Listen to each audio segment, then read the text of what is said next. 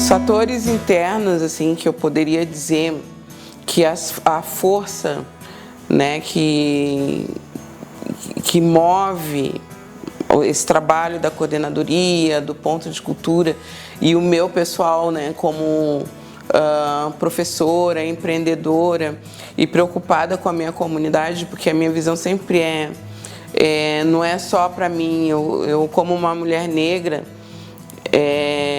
eu sei que tem a luta das mulheres, eu sei que tem a luta do povo negro, e eu sendo negra, eu quero melhorias para mim, eu quero uma vida melhor para mim, mas eu não quero só para mim. Então, movida a esse movimento, nessa preocupação de que outros, né, que eles tenham a oportunidade que eu tive, ou que saibam aproveitar as oportunidades que eu tive, porque também eu poderia não saber aproveitar. Eu penso que a coordenadoria e todo esse trabalho que eu desenvolvo, ele ajuda as pessoas a terem essa visão. Eu posso chegar até elas e elas chegarem até mim através desses órgãos, para que a gente consiga montar estratégias, e eu acho que isso é uma grande força, para que modifique o lugar onde a gente está. Então, a não ser que eu acho que está tudo bem, que está bom e sigo adiante. Ok, também está tudo bem. Mas se a gente quer que haja uma mudança, e eu vislumbro isso para um futuro, para aqueles que vêm depois de mim, né, que estão vindo agora, que eles tenham uma vida melhor do que a que eu tenho tido, é preciso haver essa mobilização, essa força-tarefa com todos, para que a gente consiga avançar. Então, nós temos um problema que é a população negra, ela, para se organizar e se articular, ela é difícil, até por causa do histórico que a gente tem, né, da trajetória histórica da civilização que a gente teve, né, toda a nossa história de escravidão, de abuso, né, de lesa à humanidade. A gente tem essa dificuldade porque houve esse projeto político pedagógico, que eu chamo, para que as pessoas não tenham essa consciência e busquem essa transformação. Então, é um trabalho de conscientização, eu acredito, primeiro sensibilização. A gente vai sensibilizar as pessoas, e não só a população negra, mas todos, né, enquanto comunidade, porque nós temos essas relações. Então, há aqueles que cometem, fazem o racismo com a pessoa negra, e é estrutural, não é só na convivência ali do dia a dia, de afeto, mas dentro de um sistema que nos exclui. Então, a gente precisa entender como é que funciona isso, e isso não é só responsabilidade e interesse da pessoa negra, mas de todos nós enquanto coletivo, para que a gente avance enquanto pessoas que vivem em comunidade. E, então, nessa força é trazer à superfície essa representatividade do povo negro em todos os espaços, e eu entendo que eu dou esse exemplo. Eu acho que é uma missão minha, assim. Porque não é uma coisa que eu escolhi inicialmente, muito pelo contrário, eu não queria fazer nada disso. Eu queria, não é porque eu sou negra que eu quero ficar numa peleia aí, guerreando por causa disso, mas acabou se tornando algo necessário na minha vida. Outra questão que eu trago é o envolvimento em todos os segmentos, em busca de políticas públicas que transformem realidades. Então, fazer parte da educação, fazer parte da arte, da cultura, da política, são vários segmentos que eu considero, para mim, né, que eu achei um caminho para que eu pudesse transformar a minha realidade, pudesse me tornar útil para a comunidade, para o coletivo, para que também nós pudéssemos chegar a algumas conclusões e batalhar para que essas mudanças pudessem acontecer, e que também eu pudesse chegar, através desse trabalho, né, desses órgãos que eu represento, que as pessoas tenham essa motivação que elas compreendam e a gente consiga criar aparelhos para que elas tenham instrumentos para avançar. As fraquezas, né? Eu vejo que é muito difícil as pessoas se comprometerem. E isso não é só na questão da população negra ou com a temática do negro, mas como estilo de vida das pessoas. Eu acho que as pessoas não conseguem ter responsabilidades e comprometimento, não estou dizendo que são todas, mas eu encontro essa dificuldade. Então, pessoas que percebam isso, queiram trabalhar nisso, né, seja qual for o tema, se dediquem para isso, porque não é de uma hora para outra e não é fazendo um evento ou outro ali, um aqui, outro acolá que vai resolver. É um estilo de vida, é uma filosofia de vida que você precisa se transformar para transformar o teu entorno e ter mais adeptos. E pessoas não querem compromisso, querem resultados, mas não querem se engajar. Então eu acho que é uma fraqueza e eu sinto isso na população negra também, que falta esse despertar. E eu trabalho muito para ver se eu consigo despertar isso nos jovens, né? Principalmente nos jovens que estão vindo aí, para que eles tenham essa motivação, essa vontade de transformar sua realidade, ter esse compromisso. Outra coisa assim que eu vejo é a dificuldade de se obter recursos diversos, né? Financeiro, recurso material, recursos humanos, para a promoção dessas ações que façam a diferença na vida das pessoas, principalmente da população negra. Porque eu tenho também outra dificuldade com relação à própria população negra, o povo negro, que tem os movimentos. Então, às vezes, a gente acaba se fechando, querendo falar só de nós para nós, e eu entendo que não é só isso, é necessário também, mas nós precisamos abrir essa discussão para negros e não negros, porque senão não haverá uma transformação na nossa sociedade. Mas nós precisamos de recursos. Então, todo mundo precisa a gente vive numa sociedade que precisa de dinheiro, precisa de companheiros, né, de amigos, precisamos de profissionais, precisamos de pessoas. Sozinho tu não consegue fazer muita coisa.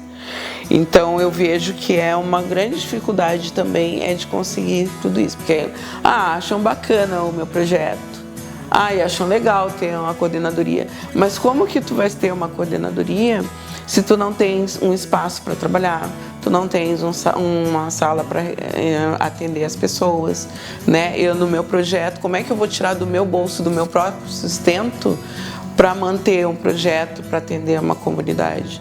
Aí eu vou fazendo um trabalho voluntário, mas aí falta essa vontade política, entende? Mas não é só política partidária ou política do conceito que a gente acredita, assim, do público, mas é uma vontade política enquanto cidadãos políticos, enquanto todos nós vivemos em comunidade, precisamos dispor de algo para que isso aconteça. As oportunidades que vêm com esse trabalho é de você ter uma ascensão profissional, aumentar o teu conhecimento, ter acesso à educação, a emprego, né?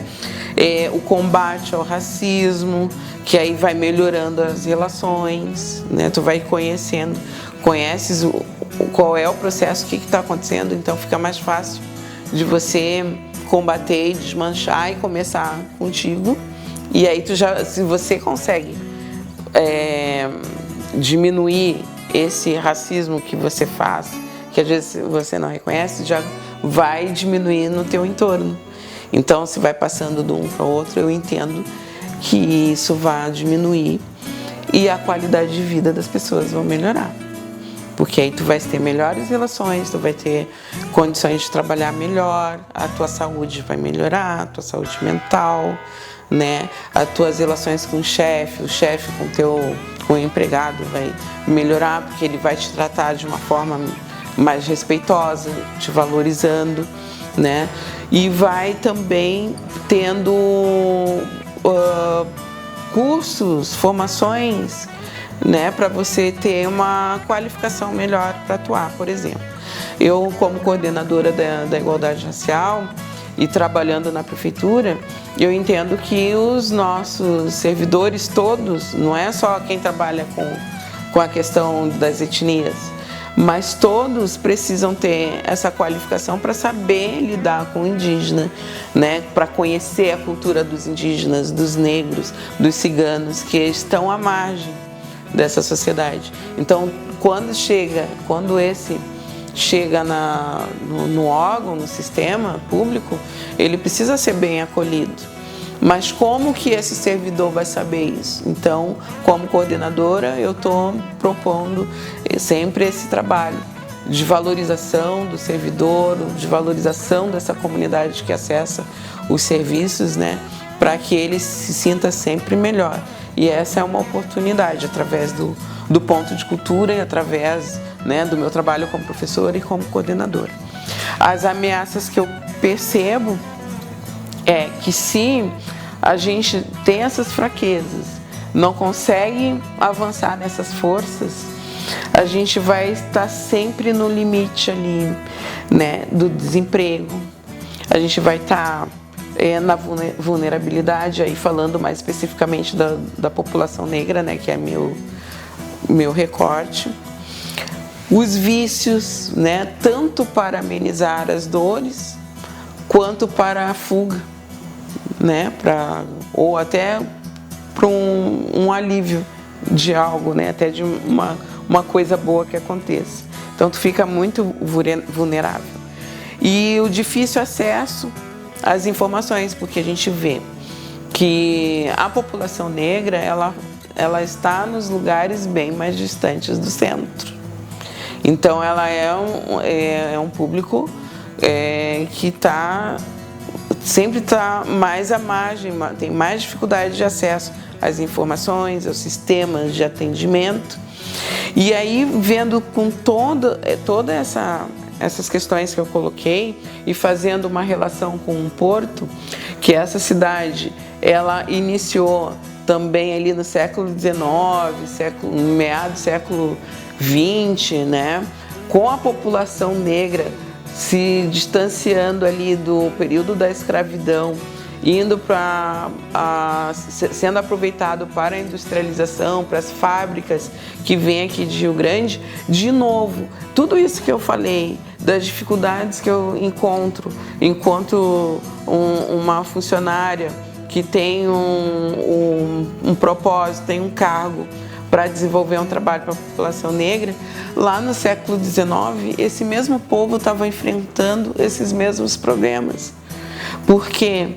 Porque ele não tinha condições, não tinha estrutura, não era lembrado, não era ajustado àquele meio, né? E ele foi se afastando, se agregando nas favelas que foram construídas aqui, não tendo acesso a emprego, ficando vulneráveis a vícios, né? Vejam, a gente está no século XXI e não consegue muito avançar. E o próprio Porto, às vezes, né, não acolheu essa população, né? A cidade não acolheu, foi empurrando toda essa população, ficando segregado.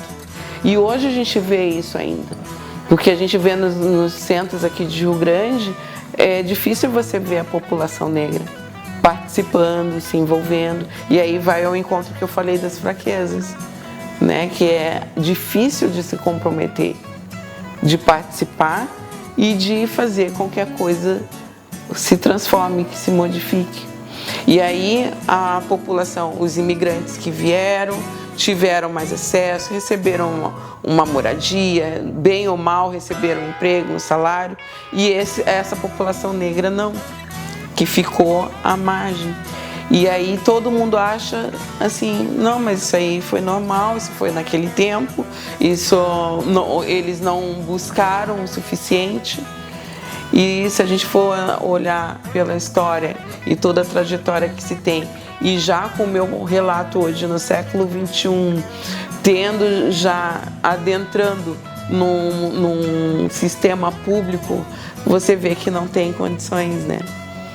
Não te dão estrutura, condição para esse trabalho.